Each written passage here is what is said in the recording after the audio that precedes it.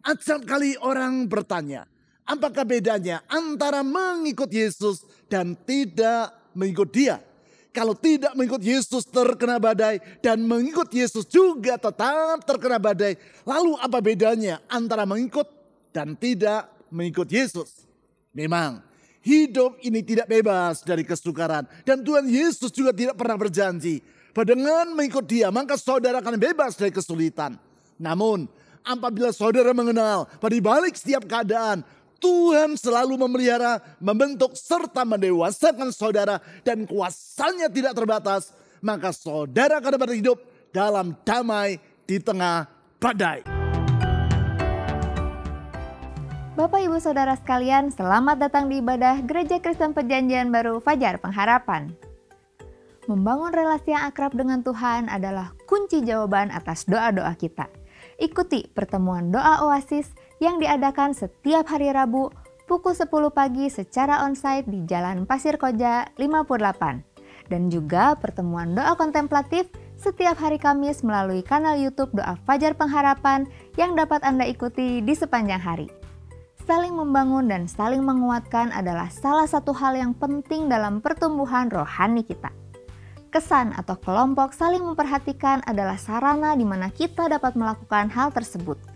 Bila Anda belum terlibat di dalamnya, segera hubungi nomor yang tertera di layar agar pengurus kesan dapat membantu Anda. Bagi Anda yang memerlukan tempat khusus untuk berdoa secara pribadi, telah tersedia ruang doa personal retreat bagi Anda. Ruang doa personal retreat tersebut berada di satelit Pasir Koja dan di satelit Bandung Utara, yang dapat Anda gunakan sesuai dengan jadwal hari dan waktu yang tertera di layar. Untuk menggunakannya Anda tidak dikenakan biaya, namun Anda perlu mendaftar terlebih dahulu melalui SMS atau WhatsApp ke nomor 0811841765. Informasi dan pengumuman penting lainnya dapat Anda lihat dan ikuti di bagian menjelang akhir ibadah ini. Selamat beribadah.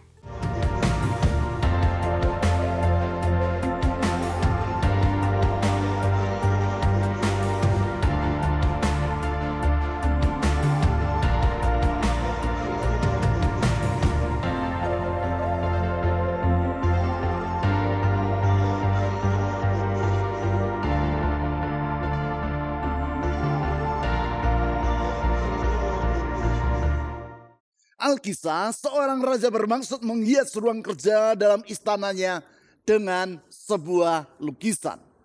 Karena di dalam ruang kerja itu ia harus memikirkan dan memutuskan pelbagai perkara yang rumit.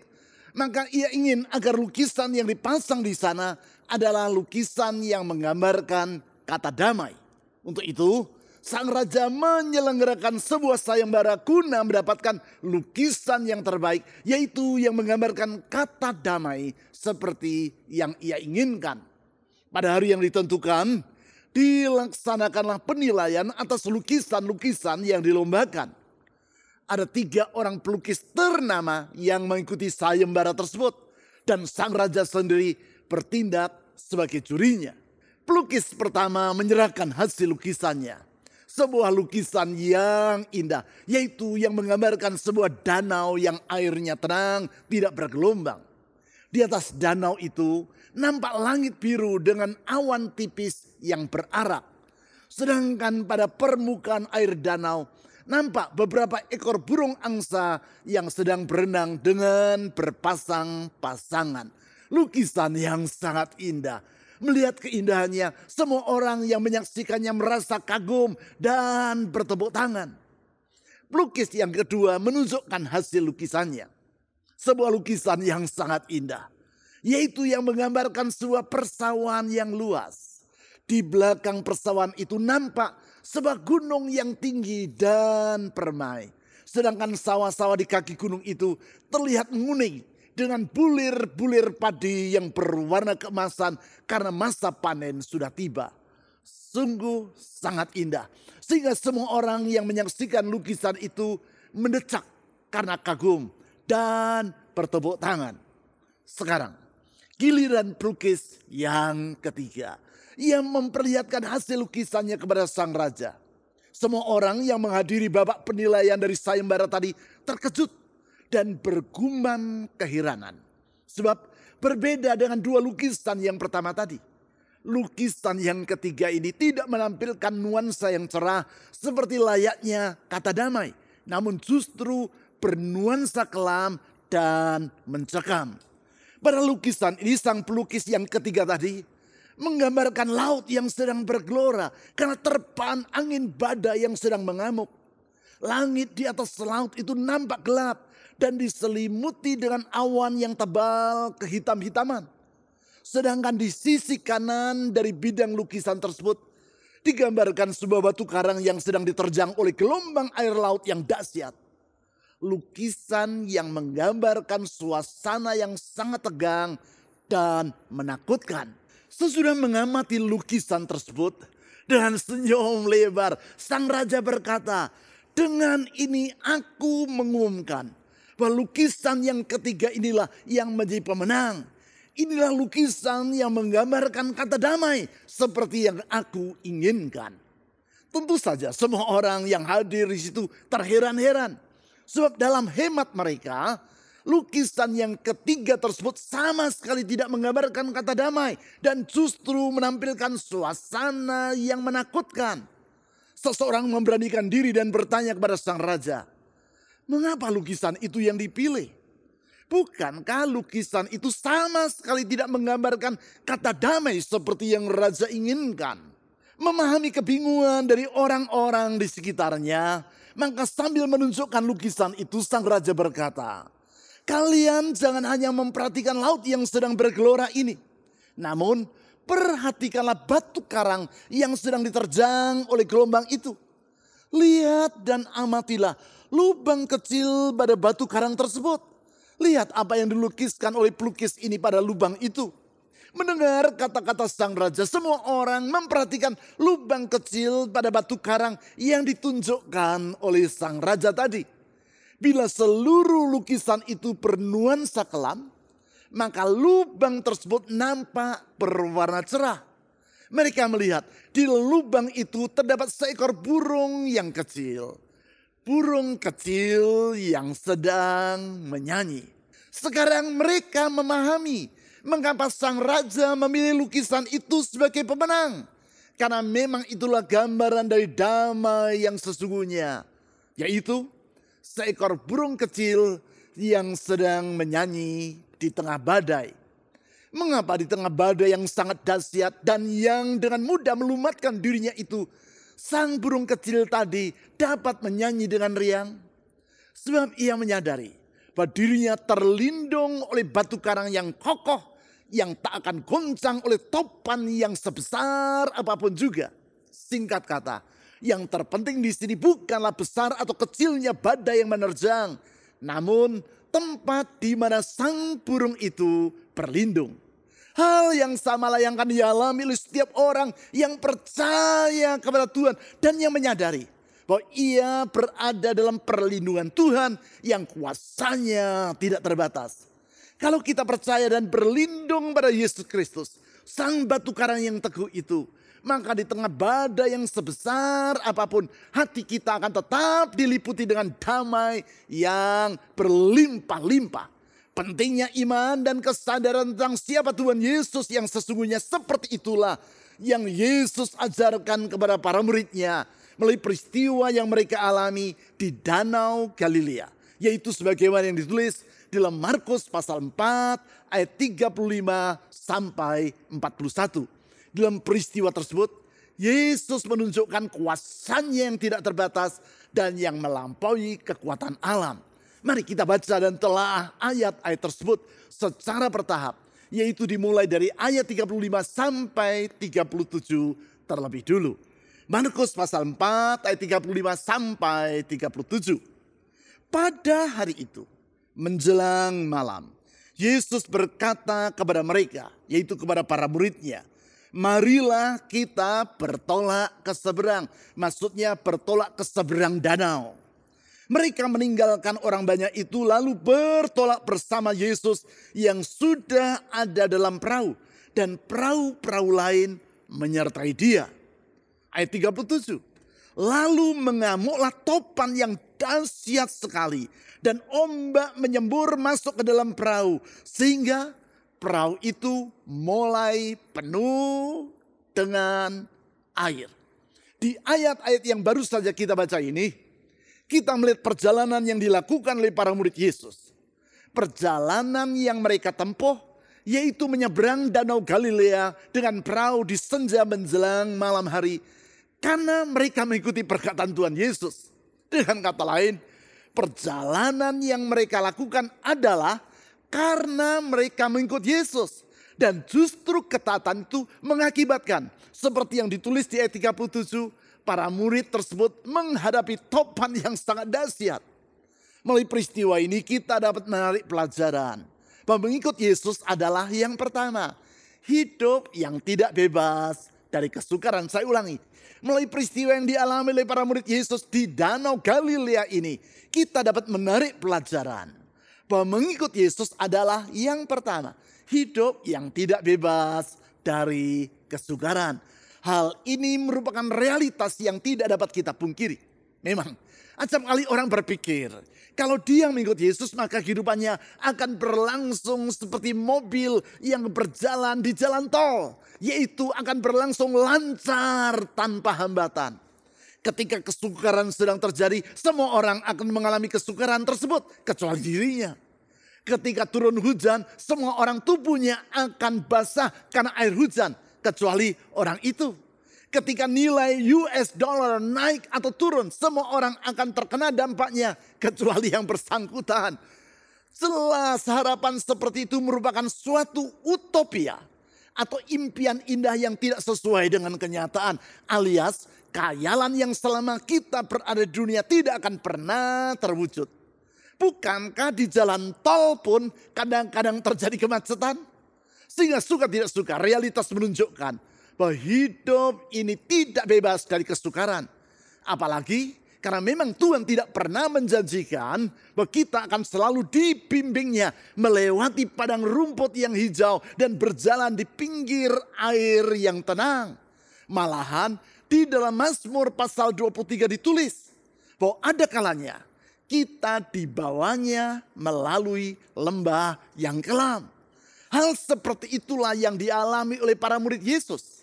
Di ayat 37 ditulis, sementara mereka berada di danau tadi, datanglah persoalan menghambat perjalanan mereka.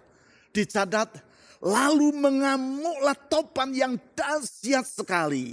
Dan ombak menyembur masuk ke dalam perahu. Sehingga perahu itu mulai penuh dengan air. Inilah gambaran dari keadaan yang serba salah. Bila mereka tetap tinggal dalam perahu yang sedang terisi oleh air tadi, maka cepat atau lambat mereka akan tenggelam ke dalam danau. Sedangkan bila mereka melompat keluar, mereka juga akan tenggelam ke dalam danau yang sama. Istilahnya maju kena, mundur kena. Tetap berada di dalam perahu, mereka akan tenggelam. Melompat keluar dari perahu juga akan tenggelam. Pernahkah saudara mengalami situasi seperti itu? Memang hidup di dunia ini tidak akan bebas dari kesukaran. Bahkan mengikut Kristus pun bukan berarti saudara akan bebas dari kesulitan. Malahan bisa jadi karena kita mengikut Yesus, malahan kita menghadapi kesukaran tersebut. Bukankah kalau saja para murid Yesus tadi tidak menuruti ajakan Yesus, yaitu untuk pergi ke seberang seperti yang ditulis di ayat 35, maka justru mereka tidak usah menghadapi angin topan. Kalau demikian, apakah perbedaan antara orang yang mengikut Yesus dan yang tidak mengikut Dia? Kalau tidak mengikut Yesus terkena badai dan mengikut Yesus juga terkena badai, lalu apa bedanya antara mengikut dan tidak mengikut Yesus? Inilah bedanya, yaitu yang kedua, mengikut Yesus adalah hidup di dalam pemeliharaan Tuhan. Saya ulangi. Melalui peristiwa yang dialami oleh para murid Yesus di Danau Galilea tadi, kita dapat mengambil pelajaran bahwa yang kedua, mengikut Yesus adalah hidup di dalam pemeliharaan Tuhan. Hanya saja, acap kali ketika sedang menghadapi badai, pengikut Yesus lupa bahwa selama ini Tuhan telah menolong dan memelihara hidupnya. Sebagai akibat, dalam situasi yang sukar tersebut, mereka menuduh bahwa Tuhan telah mengabaikan mereka. Hal itulah yang terjadi dengan para murid Yesus tadi. Sehingga di ayat 38 dan 39 ditulis sebagai berikut. Yesus sedang tidur di buritan memakai bantal. Lalu murid-muridnya membangunkan dia dan berkata kepadanya, "Guru, tidak pedulikah engkau kalau kita binasa?" Ayat 39, ia yaitu Yesus pun bangun menghardik angin itu dan berkata kepada danau itu, "Diam, tenanglah." Lalu angin itu reda dan danau itu menjadi teduh sekali. Coba bayangkan, apabila saudara menjadi salah seorang dari murid Yesus yang berada di dalam perahu tersebut. Saudara berada dalam perjalanan tadi karena menaati ajakan Yesus. Gara-gara ketaatan tersebut, maka sekarang saudara menghadapi badai yang sangat dahsyat. Tentu dalam hati sedikit banyak saudara akan berkata, kesukaran ini aku alami karena aku menuruti ajakan Yesus. Pikiran itu saja sudah menimbulkan rasa jengkel dalam hati saudara. Apalagi bila seperti yang ditulis di ayat 38. Saudara melihat bahwa di tengah badai tersebut Yesus malah tidur dengan nyenyak di buritan dengan beralaskan bantal. Tentu dalam situasi seperti itu, saudara bukan hanya merasa jengkel, tetapi bukannya tidak mungkin menjadi sangat marah. Perasaan seperti itulah yang ada dalam hati para murid Yesus. Sehingga di ayat 38 tadi ditulis, murid-muridnya membangunkan Yesus dan berkata kepadanya, "Guru, tidak pedulikah engkau kalau kita binasa?" Pernahkah saudara mengeluh atau mengomel seperti itu? Saudara berkata, "Tuhan, di manakah engkau dalam kesulitan yang aku hadapi? Mengapa engkau berdiam diri saja dan tidak segera menolong diriku? Bukankah kalau aku mengalami semua ini justru karena aku menaati tuntunanmu?" Itulah makna dari kalimat yang diucapkan oleh para murid Yesus di ayat 38 tadi, yaitu, "Guru, tidak pedulikah engkau kalau kita binasa?" Patut dicatat, sebelum para murid Yesus menghadapi badai ini, sesungguhnya mereka telah melihat pelbagai mukjizat yang Yesus lakukan. Termasuk mukjizat dalam menyembuhkan ibu mertua Petrus. Mukjizat-mukjizat yang dicatat di dalam Matius pasal 8 dan Lukas pasal 8 tersebut menunjukkan kepedulian Tuhan Yesus kepada orang yang sedang menderita. Hanya saja sekarang ketika para murid menghadapi badai, mereka lupa kepada semua kebaikan Tuhan yang telah mereka saksikan sebelumnya. Alhasil mereka beranggapan bahwa Tuhan tidak mempedulikan mereka. Itulah manusia. Ketika keadaan sedang berjalan lancar, manusia cenderung tidak mengingat Tuhan. Namun ketika sedang dalam kesulitan, barulah mereka ingat kepada Tuhan. Hanya saja, walaupun mereka ingat kepada Tuhan, tetapi mereka lupa tentang kebaikan-kebaikan Tuhan yang pernah mereka alami sebelumnya. Sehingga bila di masa sukar itu mereka ingat kepada Tuhan, maka di saat yang sama mereka justru menuduh bahwa Tuhan tidak mempedulikan mereka. Pernahkah saudara menuduh Tuhan seperti itu? Sesungguhnya Tuhan tidak pernah mengabaikan umatnya. Ia selalu menolong mereka tepat pada waktunya. Hal itulah yang Yesus lakukan bagi para muridnya. Tentang hal tersebut di ayat 39 dicatat, ia pun bangun menghardik angin itu dan berkata kepada danau itu, "Diam, tenanglah." Lalu angin itu reda dan danau itu menjadi teduh sekali. Di sini Tuhan Yesus menunjukkan kepeduliannya kepada para muridnya dan betapa tidak terbatasnya kuasanya itu. Di dalam kepedulian dan ketidakterbatasan dari kuasanya, Yesus meneduhkan badai yang dahsyat tadi tepat pada waktunya. Memang Tuhan tidak pernah tergesa-gesa sebagaimana Dia juga tidak pernah terlambat di dalam bertindak. Ia selalu bekerja tepat pada waktunya.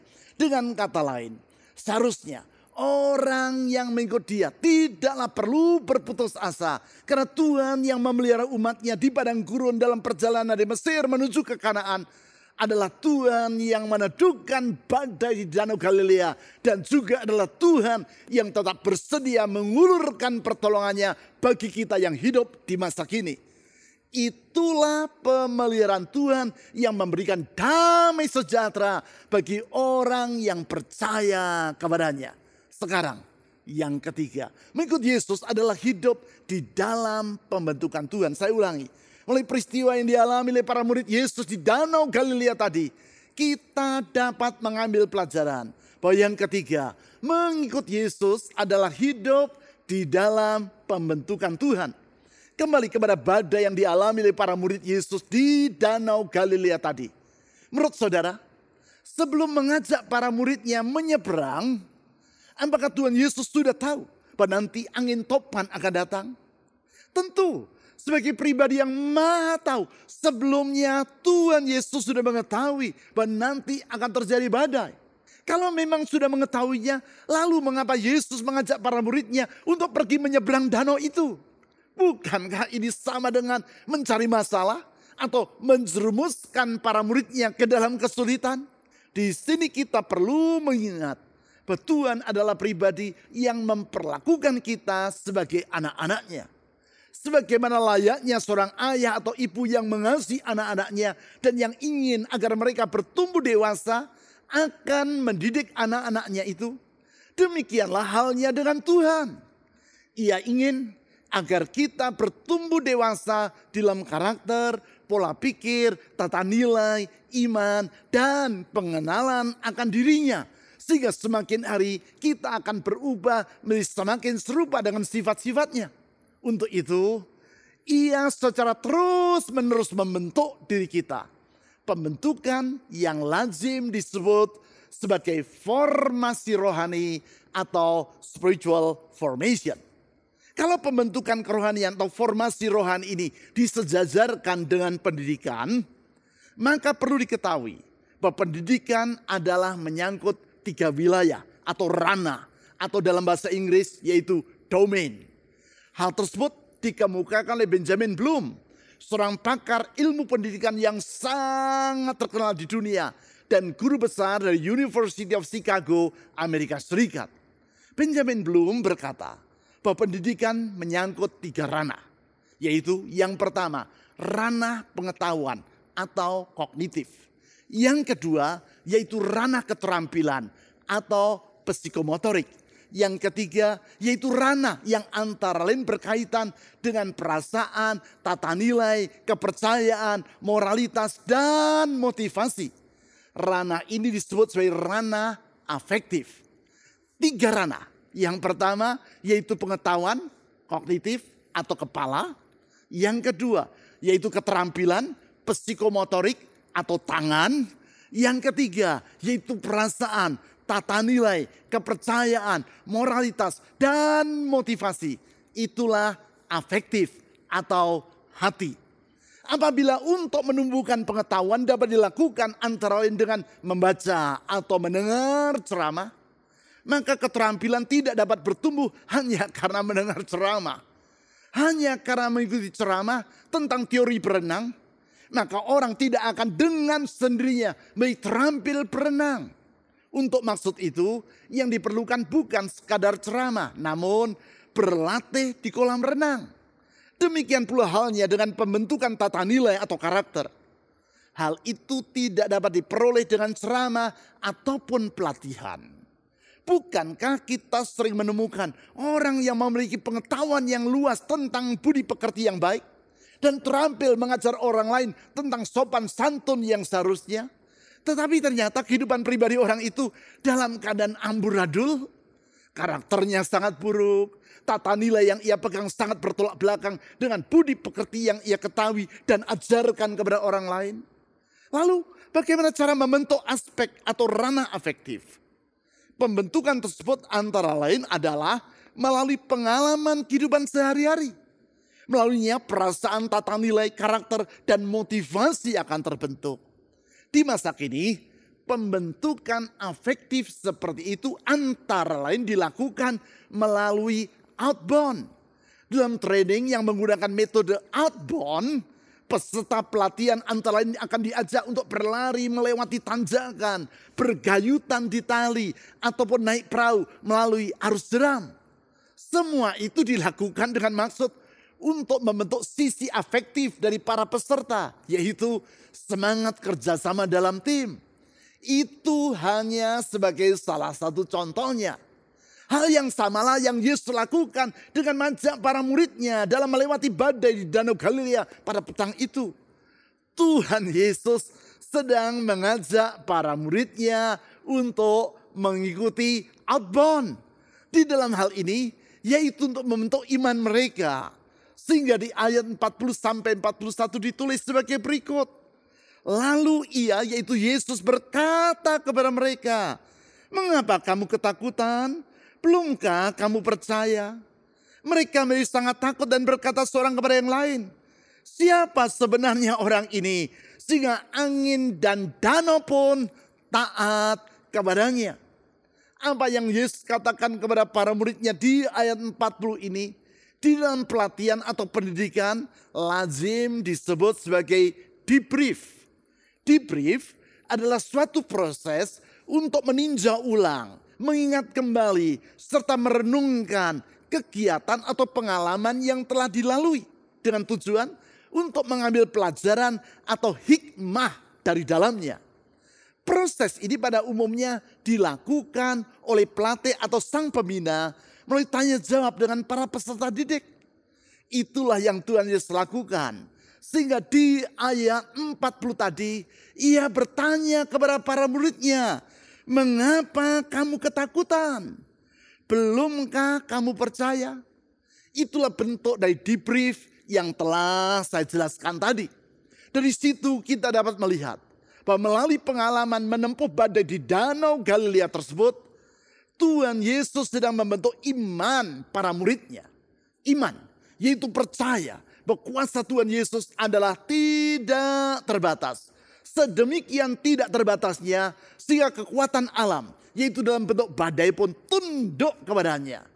Pengenalan akan kuasa Tuhan yang tidak terbatas itulah yang menjadi perenungan para muridnya seperti yang dicatat di ayat 41.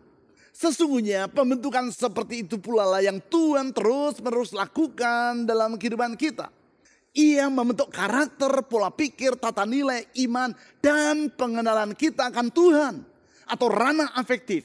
Sebagaimana juga ia menumbuhkan pengetahuan kita dan keterampilan kita. Semua itu ia lakukan karena ia menginginkan agar kita bertumbuh dewasa di dalam Dia. Dalam kedewasaan tersebut, kita dapat menghadapi badai kehidupan di dalam damai. Karena kita mengenal siapa yang kepadanya kita bersandar dan berlindung. Yaitu Tuhan Yesus yang kuasanya tidak terbatas. Sama seperti halnya dengan burung kecil yang menyanyi dengan riang di tengah badai. Yang digambarkan dalam lukisan yang saya ceritakan di awal uraian firman Tuhan ini. Begitulah orang yang berharap dan menaruhkan hidupnya di dalam tangan Tuhan. Tuhan adalah pribadi yang tidak pernah lalai dalam memelihara orang yang mengikut Dia. Sebagaimana juga Tuhan adalah pribadi yang senantiasa bekerja untuk membentuk dan mendewasakan kita. Pembentukan yang tadi saya jelaskan, yaitu lazim disebut sebagai formasi rohani atau spiritual formation atau pembentukan spiritual kita. Dalam pembentukan tersebut, Tuhan bermaksud membawa kita agar bertumbuh semakin dewasa dalam iman. Mengalami perubahan secara terus-menerus agar pikiran, perasaan, dan kehendak kita semakin hari semakin serupa dengan pikiran, perasaan, dan kehendak dalam diri Yesus. Pikiran, perasaan, dan kehendak Yesus Kristus yang dalam Filipi pasal 2 ditulis bahwa ia rela mengosongkan dirinya sendiri, mengambil rupa seorang hamba dan bersama dengan manusia. Dalam keadaannya sebagai manusia, ia telah merendahkan dirinya sendiri dan taat sampai mati, bahkan mati di kayu salib. Semua itu ia kerjakan karena kasihnya kepada kita manusia yang berdosa. Dalam kasih yang tidak terbatas, yaitu yang ia tunjukkan melalui pengorbanannya sampai mati di kayu salib. Dan melalui kuasanya yang tidak terbatas, yaitu yang ia buktikan melalui kebangkitan dari kematian tersebut. Tuhan Yesus membebaskan kita dari masa lampau yang kelam dan membentangkan masa depan yang baru serta penuh pengharapan. Itulah kasih dan kuasa Tuhan yang akan kita syukuri dan ingat melalui mengambil bagian dalam perjamuan kudus. Namun sebelum itu, saya mengajak saudara untuk berdoa, menyerahkan kehidupan kita masing-masing ke dalam tangan Tuhan yang penuh dengan kuasa. Kita percaya dengan kuasanya ia akan mengangkat kita dan menopang hidup kita. Dengan kuasanya yang tidak mengenal kemustahilan itu, kita dapat hidup sesuai dengan janjinya, yaitu hidup dalam kehidupan yang level up, meningkat dan bukan merosot atau level down. Semakin bermakna dan semakin menyenangkan hati Tuhan. Mari kita berdoa. Tuhan Yesus, kami bersyukur karena di dalam kasih dan perhatian-Mu, Engkau tidak pernah mengabaikan kami. Dengan setia Engkau terus memelihara dan memperhatikan kami, serta mengulurkan pertolongan tepat pada waktunya. Dan kami percaya Tuhan Yesus, pertolongan-Mu itu tidak akan pernah terlambat. Pertolongan-Mu itu selalu datang tepat pada waktunya. Dan dalam pertolongan-Mu, oleh karena kuasa-Mu yang tidak terbatas itu, sesungguhnya tidak ada yang mustahil bagi Tuhan. Sesungguhnya tidak ada yang mustahil bagi Tuhan. Dalam kasih Engkau telah menunjukkan pengorbanan-Mu sampai mati di kayu salib. Dalam kuasa-Mu Engkau telah bangkit dari kematian dan hidup untuk selama-lamanya. Sehingga kami tahu orang yang percaya, bersandar dan berlindung kepada Tuhan Yesus tidak akan dikecewakan. Kami menyerahkan hari yang kami akan lalui sepanjang tahun ini, masa depan kami ke dalam tangan kuasa dan kasih Tuhan.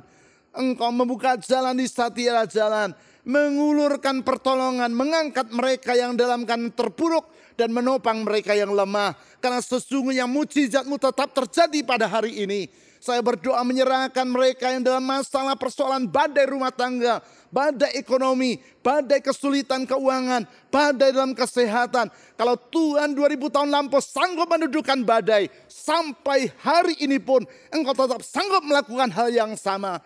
Tuhan Yesus, tunjukkan kuasa-Mu dan mujizat-Mu, karena kepadamu kami berharap, dan di dalam nama Tuhan Yesus kami berdoa. Amin.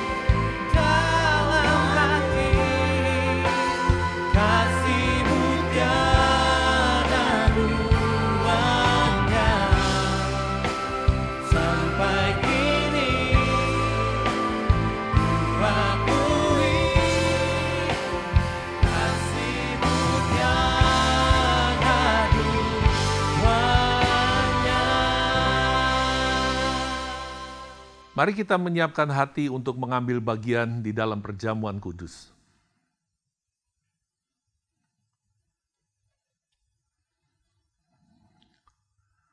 Mari kita mengangkat roti ini dengan rasa syukur kita kepada Tuhan. Sebab Dia yang telah berkorban bagi setiap kita. Pengorbanannya memberikan masa depan yang baru. Pengorbanannya menutup masa lalu kita. Kita melakukan perjamuan kudus untuk mengingat korban Kristus di atas kayu salib bagi setiap kita. Mari kita angkat roti perjamuan ini dan mari kita siapkan hati kita untuk menyambutnya. Tuhan, kami bersyukur. Sungguh besar kasih anugerah-Mu atas hidup kami. Sungguh mulia perbuatan-Mu di dalam hidup kami ya Tuhan. Engkau rela dikorbankan supaya kami diselamatkan. Engkau rela dihancurkan supaya kami dipulihkan. Kami bersyukur. Itu sebabnya pada saat ini kami mengambil bagian dalam perjamuan kudus ini untuk mengingat akan korban-Mu dan menaikkan syukur kami kepadamu. Terima kasih ya Bapa. Di dalam nama Tuhan Yesus, kami mau sambut makan bersama-sama.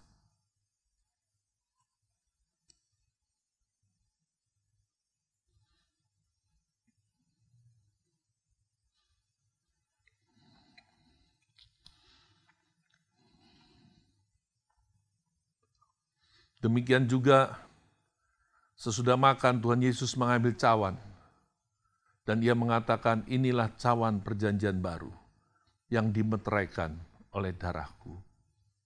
Tuhan, kami bersyukur bahwa darah-Mu yang telah dicurahkan di atas kayu salib menebus dosa-dosa kami, membaharui hidup kami, membentangkan masa depan yang baru bagi setiap kami. Karena itu kami menaikkan syukur kami kepadamu dan kami menyambut cawan perjamuan yang kudus ini dengan rasa hormat kami, syukur kami, dan kasih kami kepadamu. Mari kita meminumnya bersama-sama di dalam nama Tuhan Yesus Kristus. Karya terbesar dalam hidupku, pengorbananmu yang selamatkanku. Engkaulah harta yang tak ternilai, yang ku miliki dan ku hargai. Yesus, Engkau bukan bumi, karya terbesar dalam hidupku, pengorbananmu yang selamatkanku. Engkaulah harta yang tak ternilai, yang ku miliki dan ku hargai. Yesus, Engkau bukan bumi. Berikut adalah beberapa informasi dan pengumuman penting dari gereja kita yang dapat Anda ikuti.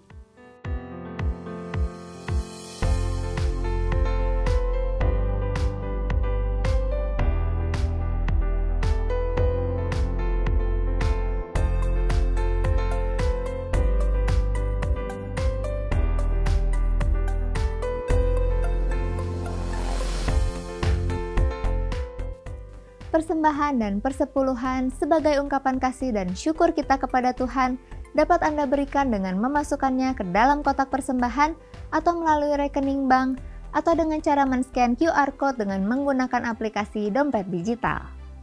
Ibadah online GKPB Fajar Pengharapan dapat Anda ikuti setiap saat mulai hari Sabtu pukul 5 sore melalui YouTube, website, dan aplikasi yang tertera di layar.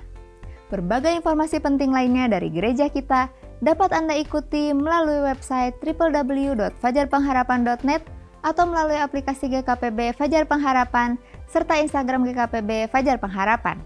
Bapak Ibu Saudara sekalian, sehat selalu dan sampai jumpa minggu depan.